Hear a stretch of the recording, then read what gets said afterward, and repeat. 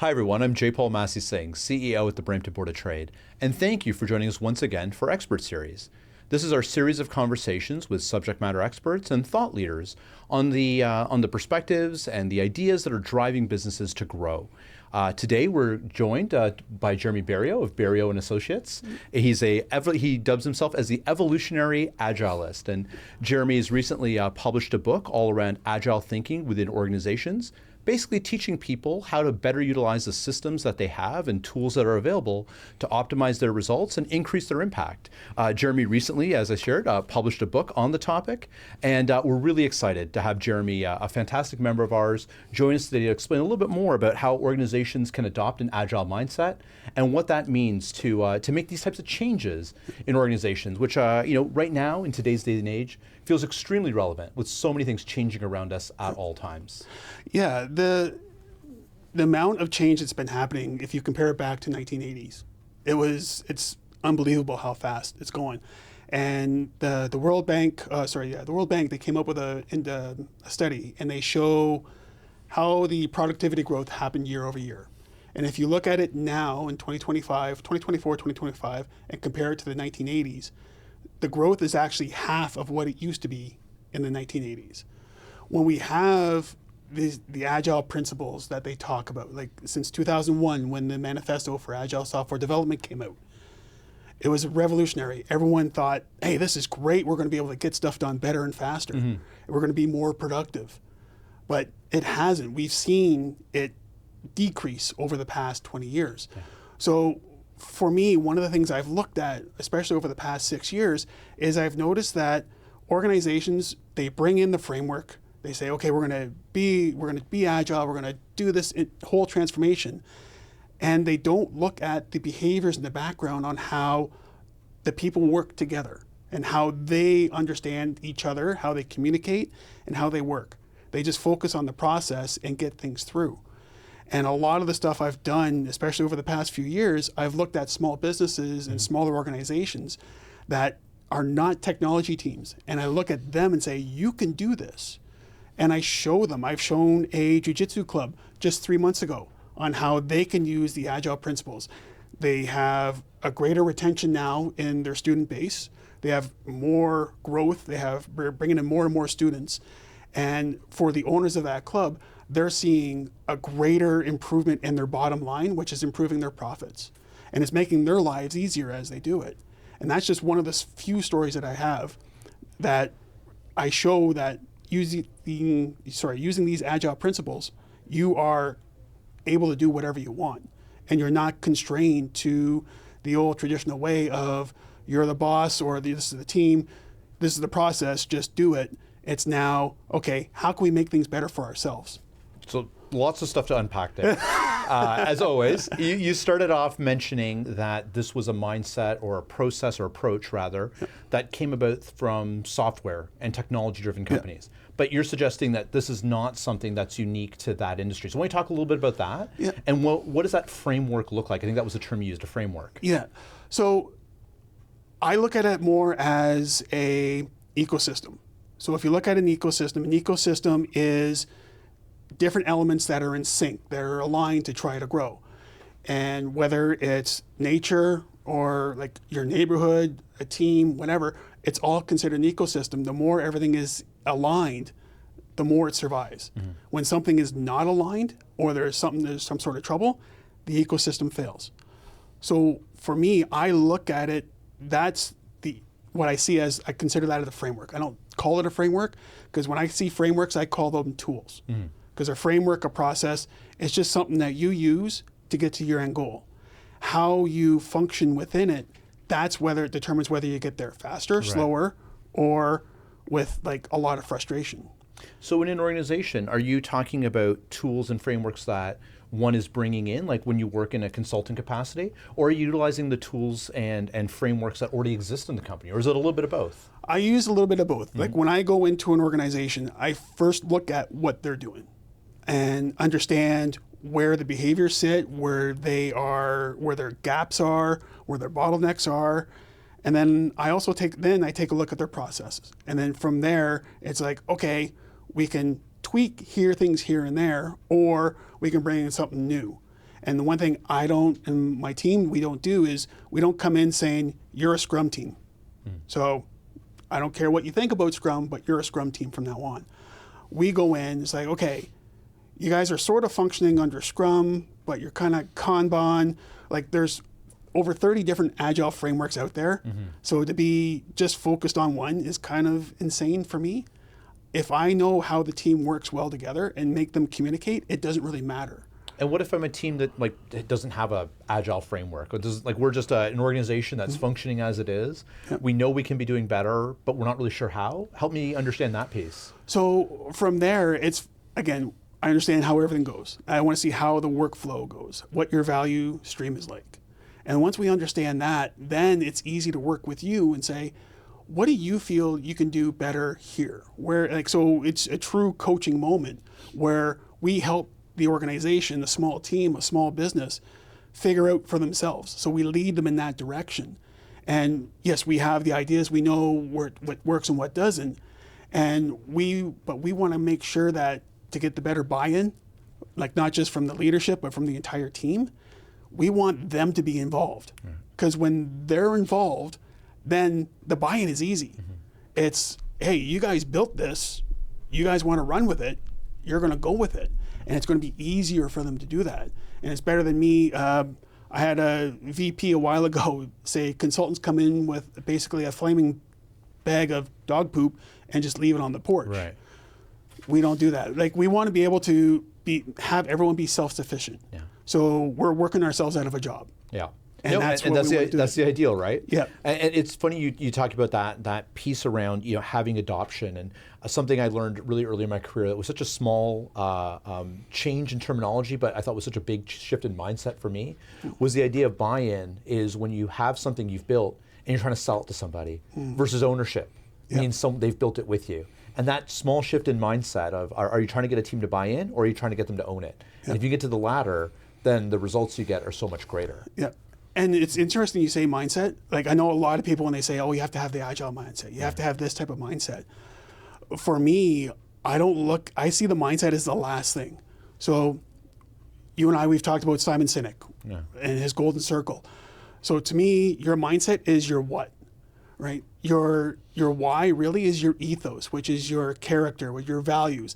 That's what builds out to get to your what. And then in between there, your how would be mental models, just how you're going to shift your mental models to make things work. And when you have the right focus going outward, then the buy-in is easy, the change is easy, everything is easy in getting through and what you need to do. And how easy is that to do? Like you said, it's easy in that once you've got the dominoes sort of in a row, they start to fall in the right order. But that initial piece, that why piece, and I bring it up in particular because in your book, you really talk about that why piece as being so critical to helping build everything else. It is the foundation stone. So talk about that a little bit. Like how do companies discover their why?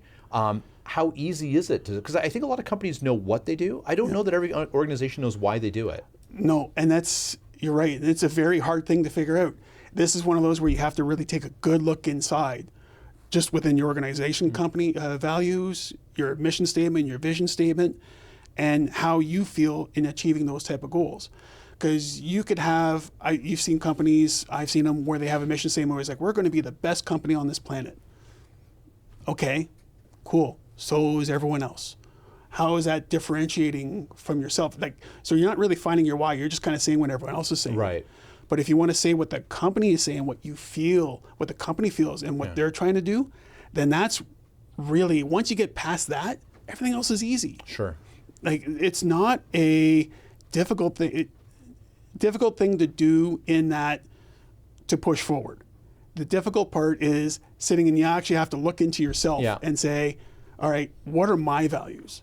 And what are the company's values? If the company's values is just making money, then it's pretty shallow values. Like even Simon Sinek, I think in his book, The Infinite Game, he comes in and says, if you're just there to make money, then you have your end point in the game. Yeah. But if you want to grow something and make it evolve and become better at what it does, then that's where you start looking at the strategy and looking at kind of putting things down the road where you're leaving yourself a legacy in the end.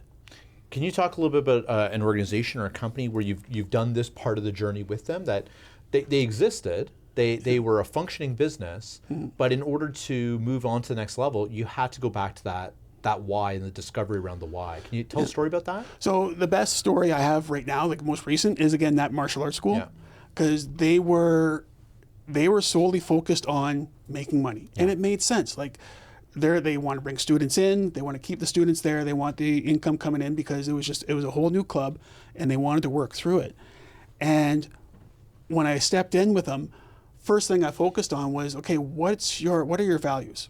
And I knew what their value is. Like, they're good friends of mine. We've trained together for the longest time, and they didn't quite understand that. That was the tough part. They had to try to figure out, what do you mean, what our values are? It's like, well, why do you have this? Why are you here? And like, we love to teach. Awesome. Okay, how can we build on that? And so we start pushing and pushing and pushing. And then once we figured all that out, like, that took about probably 2-3 days of us sitting together, getting that sorted. Once we got that sorted, for me to help them with everything else was a piece of cake. Right. I showed them how to use Kanban. I showed them I gave them suggestions for doing regular reviews with the students, send out surveys, understand, get that feedback loop coming in. And now, like, their initial goal was because the two-part owners, they put money into the club. Right. They had to start over. So they lent the organization. So their initial goal was to pay themselves back. Recoup their investment. Recoup their investment, pay back within the year. They've already paid themselves back. They had that goal at the beginning of the year, was to pay back by the end of the year. They've already paid themselves back. Right. Because now they have a better student base.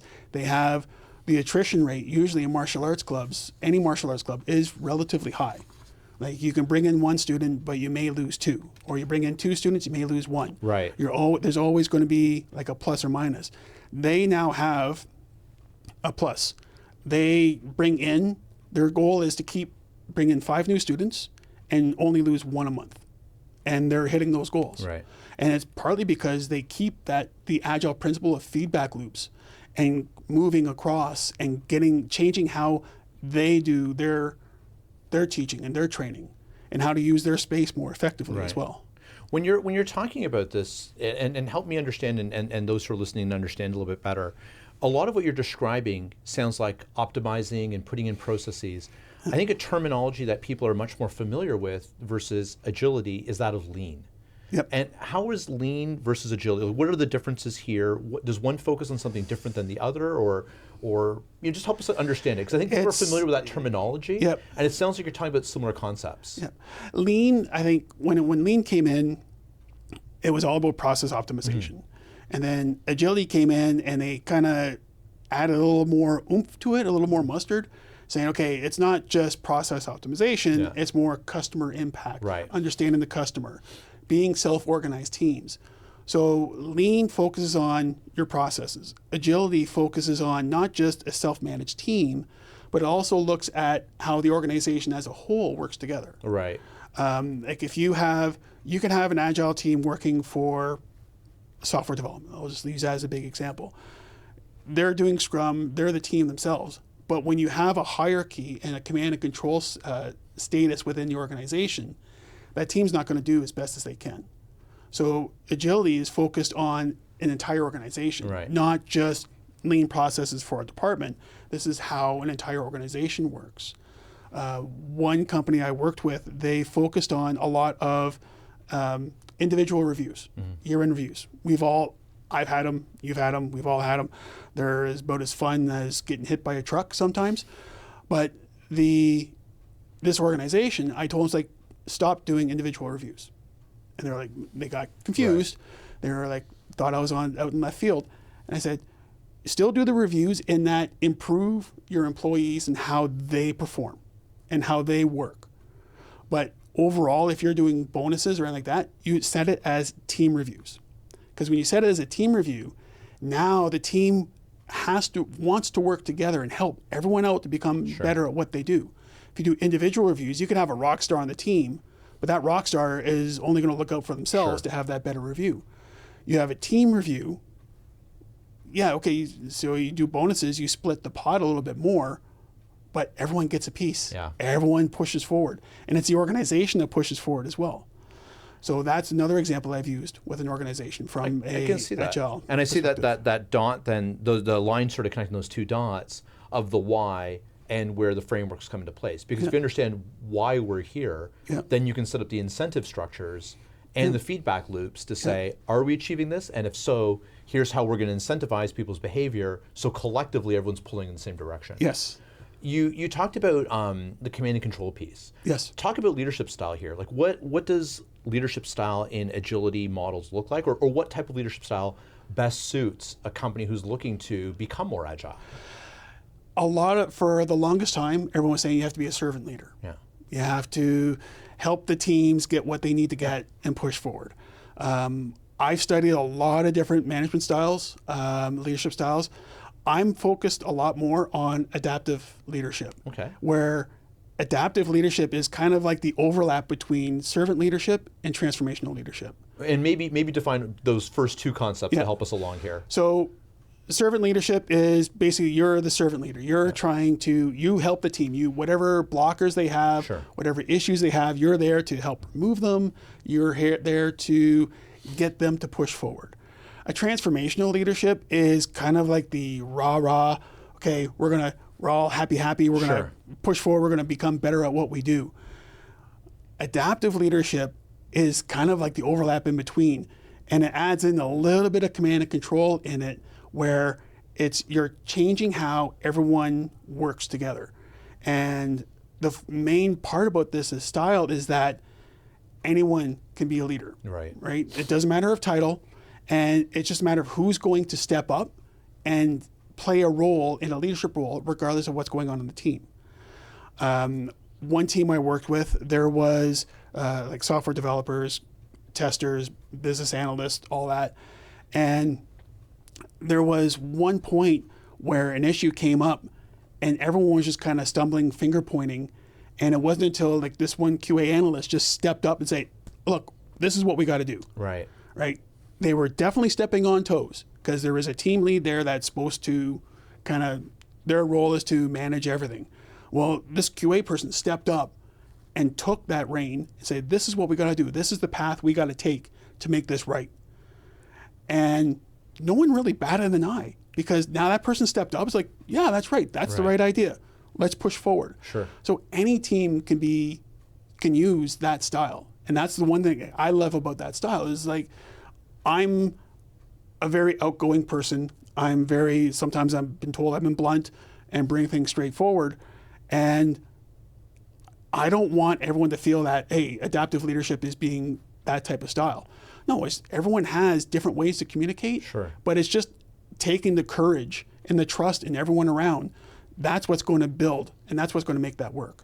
One of the things we hear oftentimes with change management, and I've been part of quality improvement systems, things like that in the past, is that need for executive support. That so almost always seems to be that foundational piece. That you need some kind of sponsor, someone who's in the ivory tower who says, this is what we're doing, and I kind of bless it.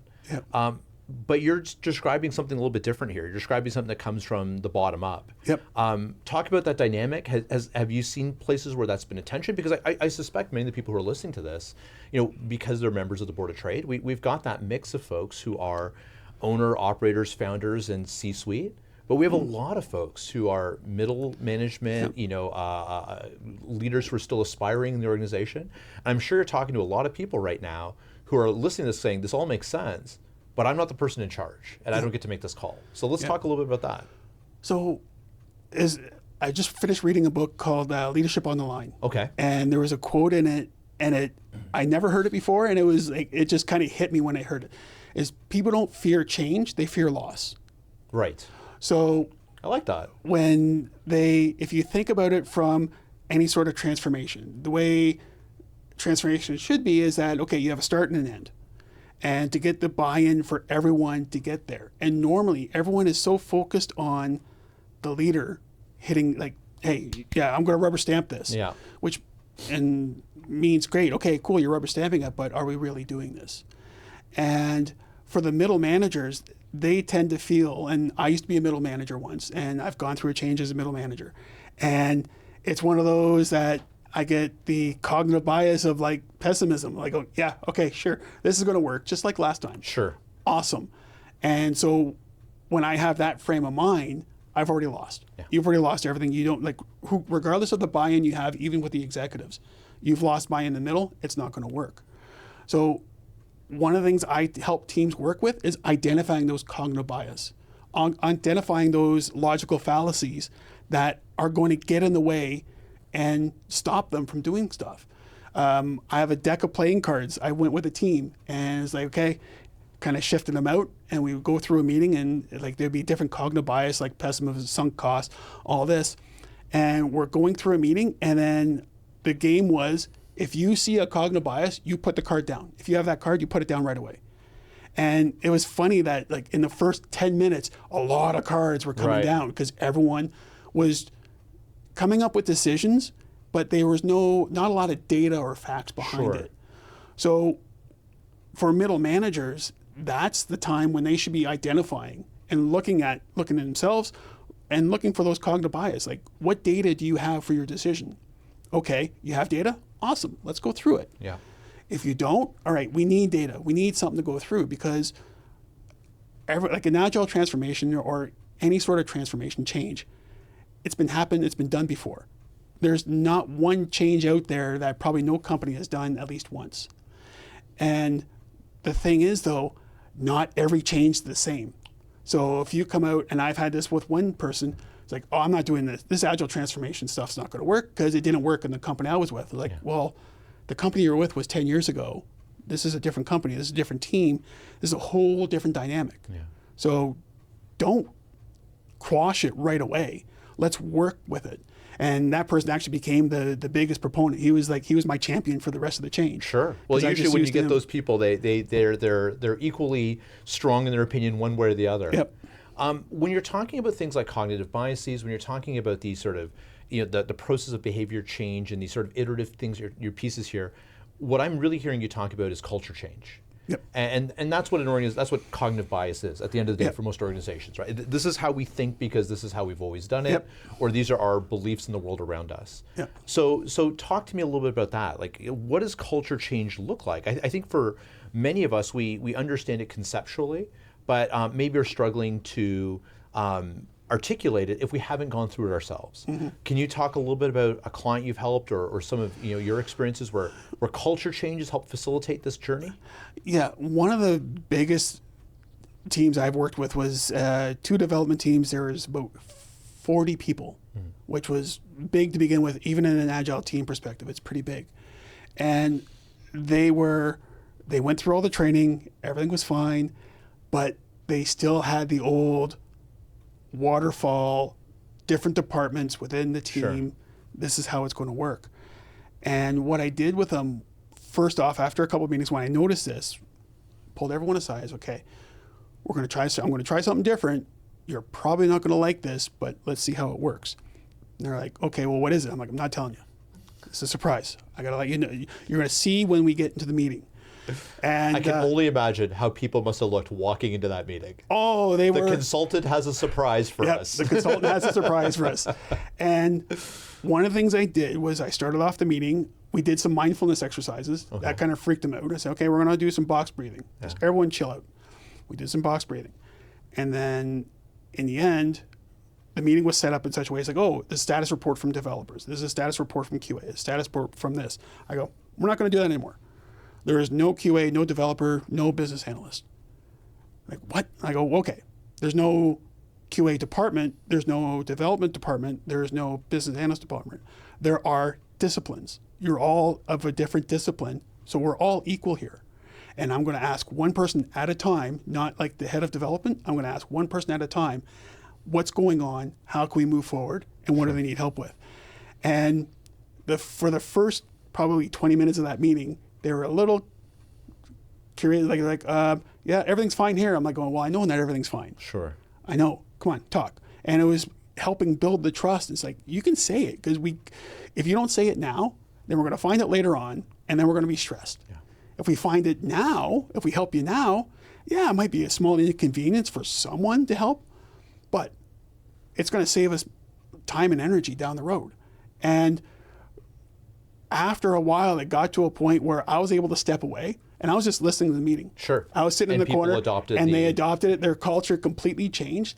And even the VP like came up to me and was like, I've never seen a team behave like this. I've never seen a team work this well together.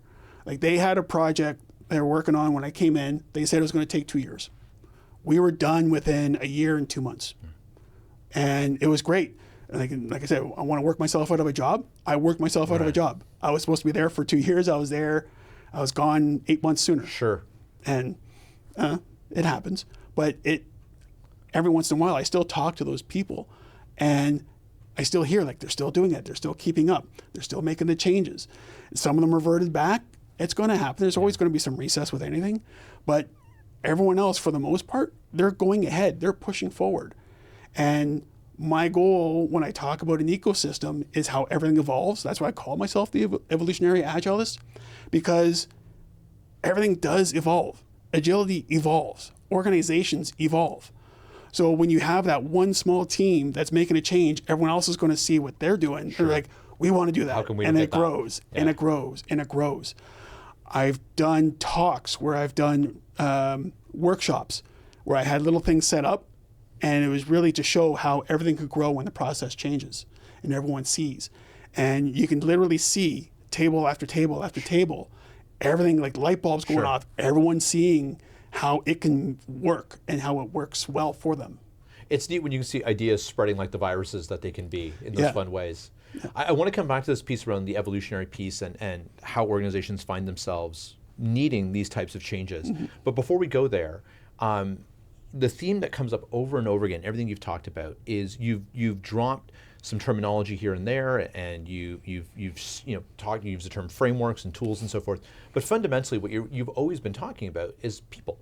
Yep. And that, I think for a lot of folks, they look at these things, changes, like they're systems. And you acknowledge it. You said there's mental models and so forth that are necessary.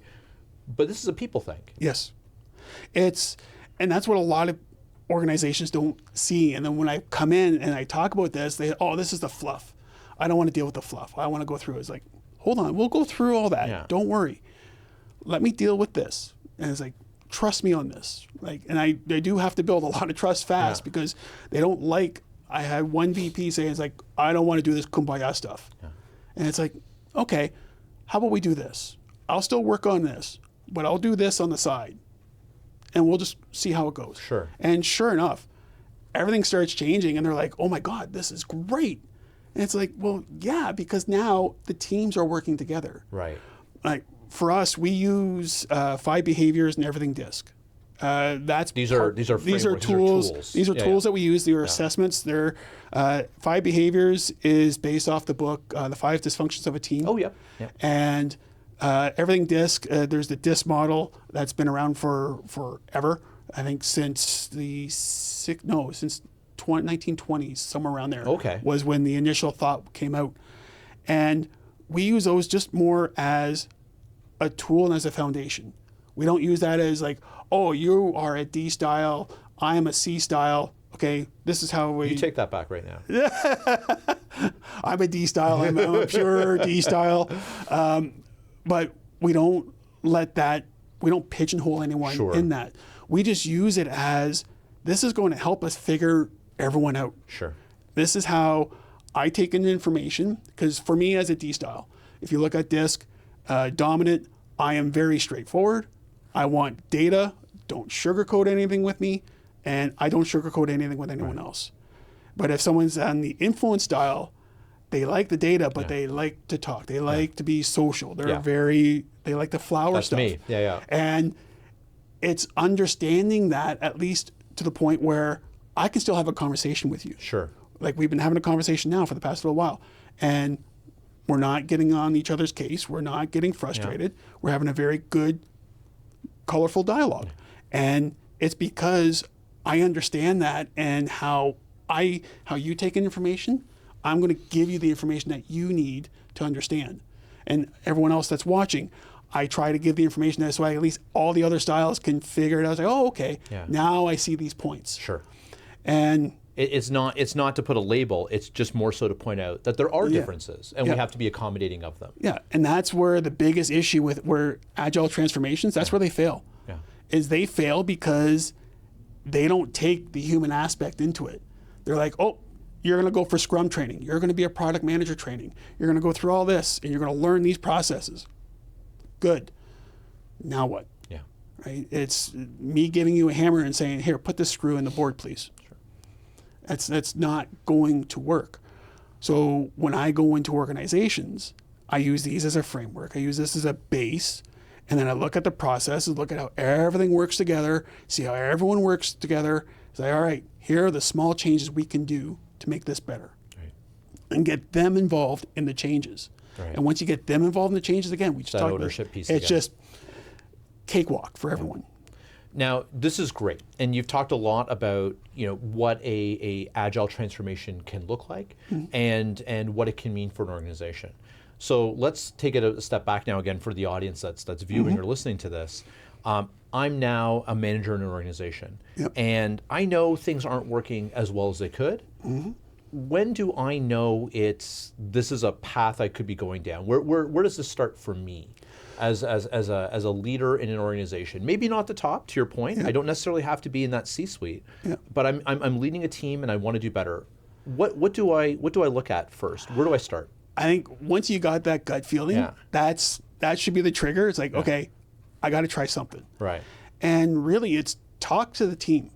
I think that's where a lot of things sort of kind of fall off the wayside.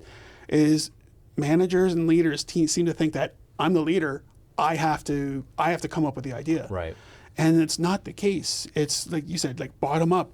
They're the ones that are working with it. Use that collective intelligence to build something better. Yeah. And they will tell you, it's like, do you know what? I don't like this process one bit because it does this. It slows us down.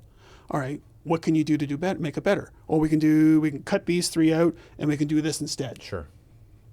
Okay, go ahead, do it. And then have the team work together and it comes out. And this is where it kind of evolves with all the other teams. Because if you have 5 teams, for instance, and one team figures out that they can do a couple things without going outside of the lines of governance, because I know a lot of organizations, a lot of people have like provincial, federal, and there's certain licenses. There's regulatory governance pieces in place, Yep, they have to follow the rules. But you can still follow the rules and make things better. Yeah. And that's where a lot of people seem to kind of lose their mind on, in that, oh, I can't make any changes because it's going to change how this regulation tells us we have to do. It's like, no, most regulations say you have to do this, and here's your outcome. Most of them really cares, like as long as you're kind of following safety steps or you're following the steps and you're getting the outcome, there's stuff in between that you can change and still hit those that'll make things better for everyone. Yeah. So it sounds, and I 100% agree, and I've worked most of my career in various regulated environments, and one of the truths for sure in every one of those places is that those constraints are actually sometimes really helpful, because that's where creativity comes from. And we know this, right? That creativity comes not when you can do anything. It comes about when you've had some parameters set around you, and then you work within them to come up with new and novel solutions. So I appreciate you pointing that out. What I love in that story, though, as you're telling it, is that what you're not saying is, and the first thing I need to do is go and download a bunch of tools, or I need to go and take a class in being a Scrum manager or leader.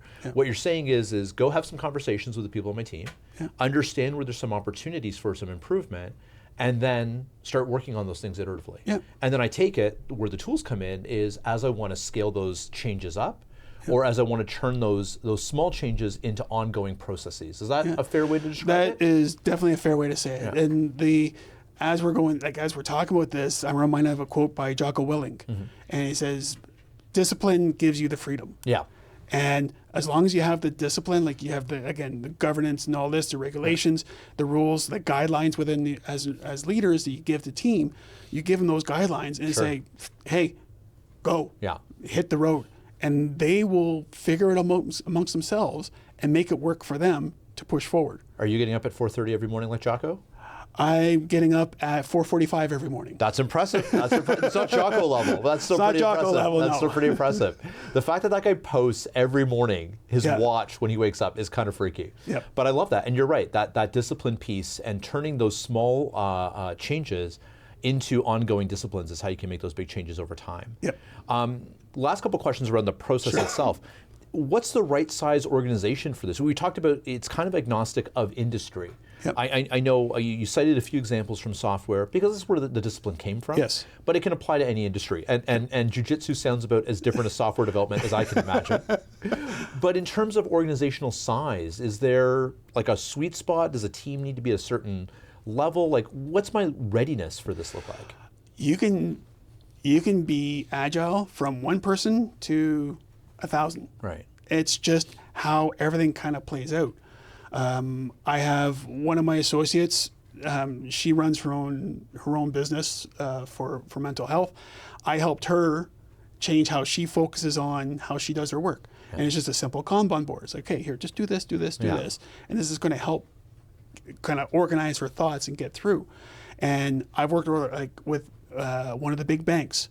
Like, you got 10,000 employees roughly. Like, obviously I'm not running with 10,000 employees, but I'm running with a large team within that, and I'm able to get it to work with them. And a lot of people will say, like, I worked for three of the big banks. I know, like, they have processes, like, upon process upon process, and it just keeps, like, collapses on everything and slows everything down. But I've understood also that if the team works together, you can kind of break some of these things up and make it work for them. And that's what we've done. So really, agility is for everyone. And it's just re-emphasizing that point you had made earlier as well, which means it doesn't have to come from the executive suite. Like when you talk about a bank, for instance, 10,000 employees, you're not starting at the top and working your way down to 10,000. Presumably, you picked up somewhere in the middle. There was a particular division or a particular unit that saw the opportunity for improvement, and you started somewhere in there with folks who were line managers or middle managers. And I think that's really important, again, for our listeners and viewers to recognize that they can initiate projects and changes like this. Yeah. And that goes back to the adaptive leadership. Right. So adaptive leadership is kind of stepping up and making the change without kind of needing the approval for moving up.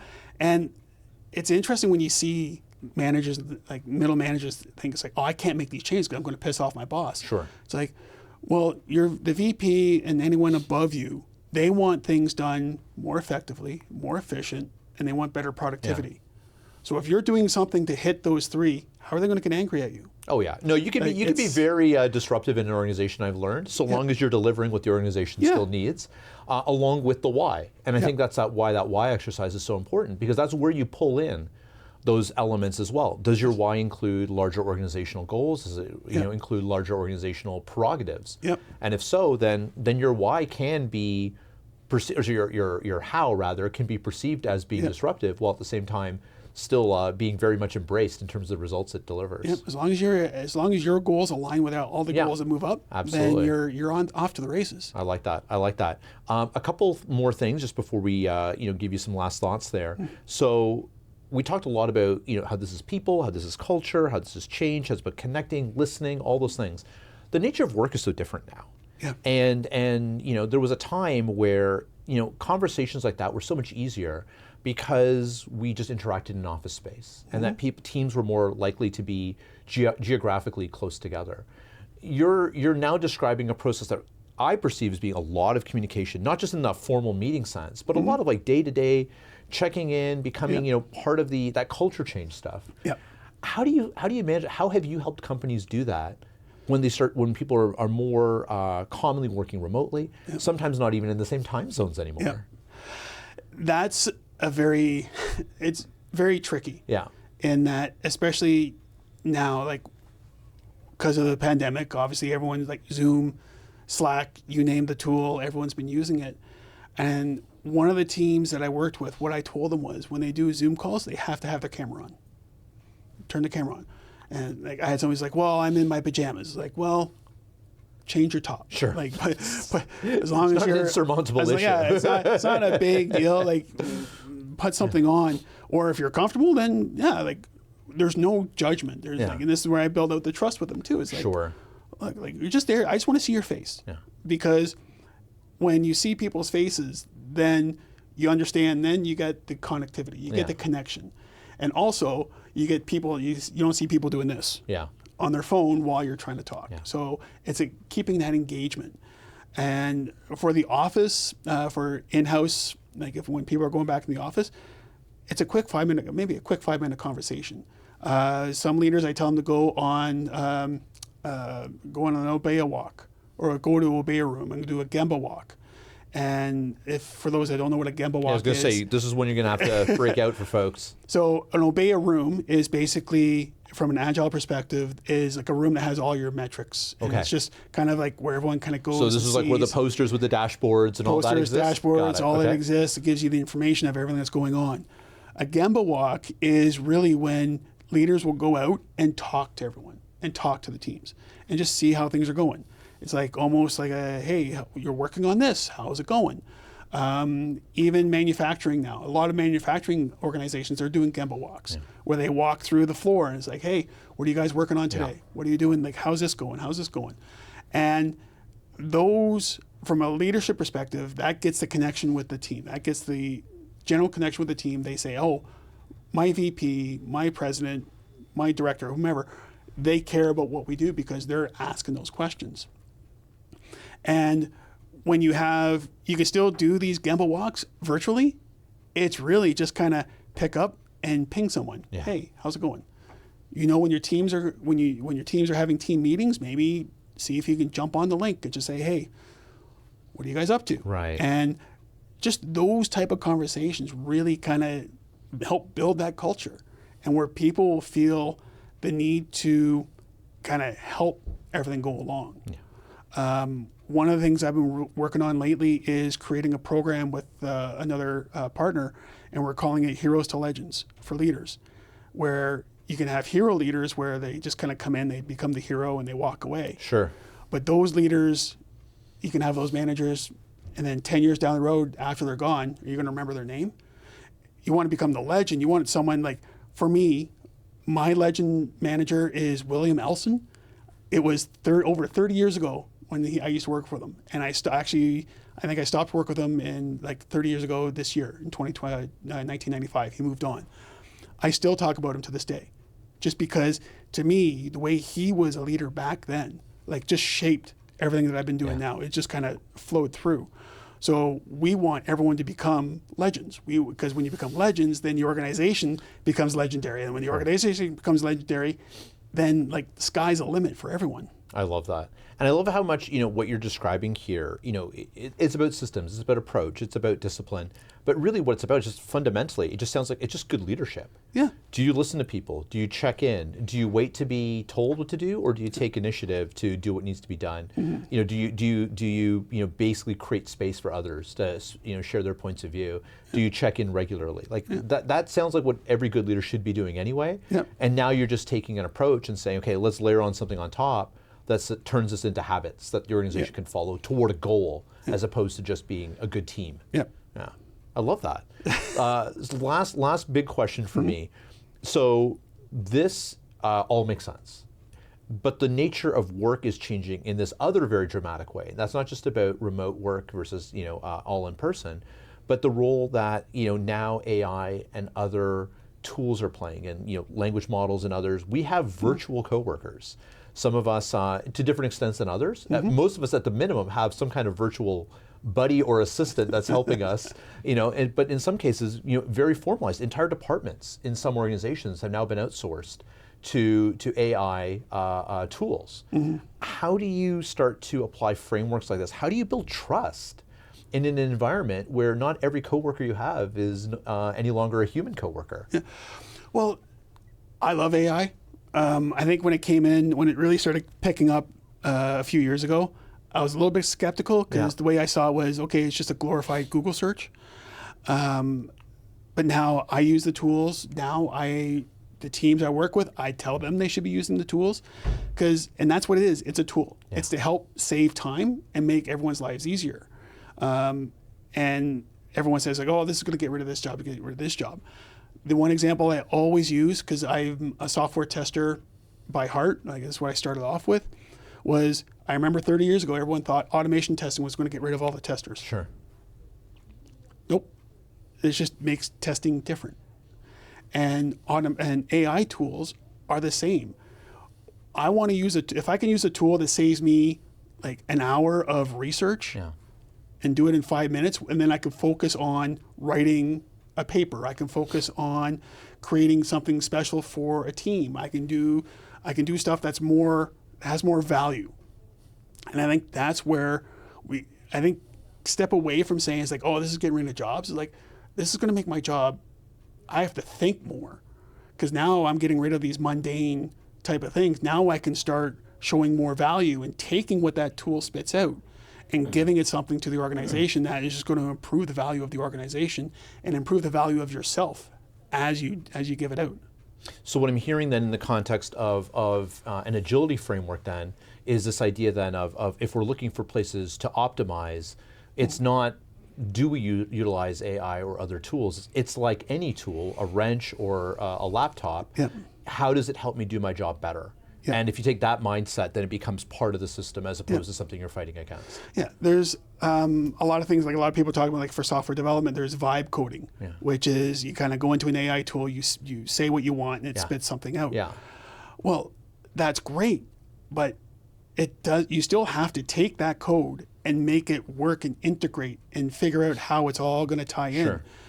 And a lot of people are saying it's like, oh, well, this is new, this is going to be great. It's like, people have been copying and pasting code for at least the past 15 years I've seen it. Sure. Because you go on the internet, it's like, oh, I need this type of module. And somewhere, someone has it, so you just copy it, you paste it, and This is the change it. WordPress open source world, as I understand it. So it's not, a lot of the stuff, we still have to think about how the code's going to work. Like, AI only works as well as what we tell it. Yeah.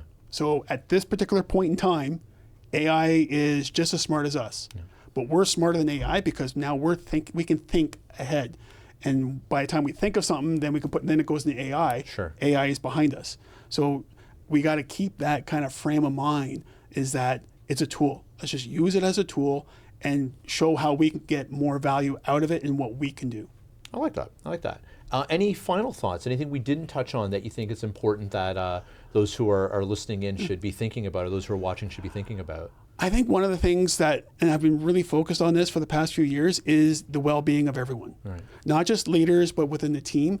Because especially now, as you said, like there's AI, there's a lot of things going on, a lot of change going on, and it's just going to increase our pressure to the point where it's going to be stressful.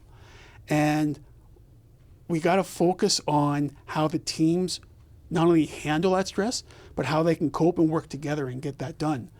And a lot of organizations I've worked with lately is I focused on team well-being. Like I said, I've done the daily stand-up. We did box breathing for the first 4 minutes. And I know, because I saw it on the screen, I saw some people, their eyes rolled when I said it, but after we did it, the meeting went so much smoother. Right. Because now it's like, okay, they're centered, they're ready, they're in that moment, and they're ready. You've got everyone's like sympathetic nervous system where you need it to be. It's like, okay, let's cool down the stress for a little bit. And organizations, when they start seeing that, like there's going to be burnout if they don't recognize it soon enough. Sure. And I'm working with organizations now to recognize the burnout, or the pre-burnout, I guess, so to speak, and how to mitigate it. So then the team, like, you don't lose people for stress leave, you don't lose people for sick leave. It's how to move everything around and not only make them connect with each other and work well together, but do it in a fashion where they're not burning themselves out. Sure. And you're losing money on insurance, you're losing money on productivity. And we can eliminate all that. Anyone who's been an employer or manager knows, one of the harshest costs you have to face that we don't often calculate, but it's there, is having to replace a great person. Yep. The process of hiring, training, all that lost time. Yep. If you can find someone and keep them because they're happy and productive and feeling like their work fulfills a why, then I think you really got something. Yeah, like the average cost, I think, for replacing someone is roughly around $24,000. Yeah. And that's without the recruiter. yeah, that's without the recruiter. But it's 24,000. But then you got to get the productivity. Then your productivity dips. That's like right. there's a lot of cost involved, Sure. and you want people to go into to work for you that they want to jump out of bed and not crawl out. Yeah. And that's one of my biggest things. When I was a CTO for a company a few years ago, I told them, I want to make sure you're jumping out of bed. I don't want you crawling out unless you had a hard training session like me, and your body's just saying, no, you're not jumping, you're crawling. But I want you to feel that I'm excited about going into work. I feel like we buried the headline here. I think if we were recording this all over again, I would have started with that. How do you get people to jump out of bed in the morning? I think we definitely need to make sure that that's the takeaway for people here. And that's the big takeaway, yes. I love it. I love it. So just appreciate so many things that you've shared with us here, and I know we're just the tip of the iceberg because there's a lot of detail here. I know you could have spent a lot of time because I've read the book. There's entire chapters just detailing some of these frameworks. There's just entire chapters just talking about how to build trust. Yeah. So if folks want to learn a little bit more about what you're doing, where can they find your book? How can they get a hold of this? You can find my book on Amazon. Yeah. You can also find it on Google Books and Apple Books. Yeah. There's a few other kind of sites here and there, but those are probably the main ones you can get them. And it was 2 hard years of writing that out, and a lot of energy based from all my experience and trying to help others become more agile. I think there's a lot in there, and 2 years, and I think it's always worth pointing out, 2 years worth of writing, how many decades worth of learning before you got to that 2 years of writing? At least 2. So 22 years of knowledge here, and I finished it in a weekend, and it's definitely worth it. So Cultivating Agile Growth. If you're interested in learning more, pick up Jeremy's book. But more importantly, Jeremy, if folks want to talk to you directly, if I've figured out this makes sense for me, I've done some research, and I'm just still not 100% sure where to begin. How do I connect with you, the evolutionary agilist? Yeah, so they can reach through my website at berrieandassociates.com. Okay. I have contact forms that you can schedule a meeting with me if you want. We do free 30-minute quick assessments for team health, team well-being, and adaptive leadership.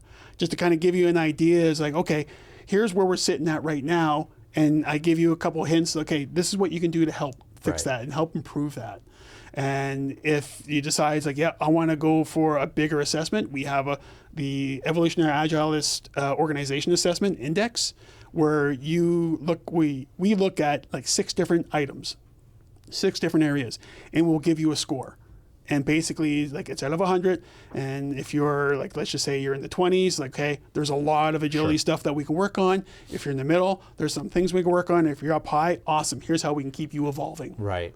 Fantastic. So no obligation ways to begin. Nope. Learn more, and when folks are ready to dive in, you've got all the tools there to help them along. Yes. That's wonderful. Anything else, Jeremy, before we wrap up today? No, I think that's about it. Fantastic. Well, thank you so much for making the time for this. I know you're a busy guy and you got a lot on the go, and I appreciate you sharing so much of your wisdom with me that we can in turn share with the folks who are listening and watching. And if you have tuned in, appreciate you making the time for this. Again, our expert series feature many of these conversations with brilliant people like Jeremy who are sharing their knowledge that they've acquired over the years to help you grow your business. So by all means, please tune into the many such episodes we've recorded. And if you yourself are interested in sharing your knowledge as an expert, do reach out to us. We will have details in the show notes also on how you can submit your idea and be featured in one of our upcoming expert series as well. And with that, thank you so much once again on behalf of Jeremy, myself, Jaipaul. We appreciate you making the time and looking forward to connecting with you soon.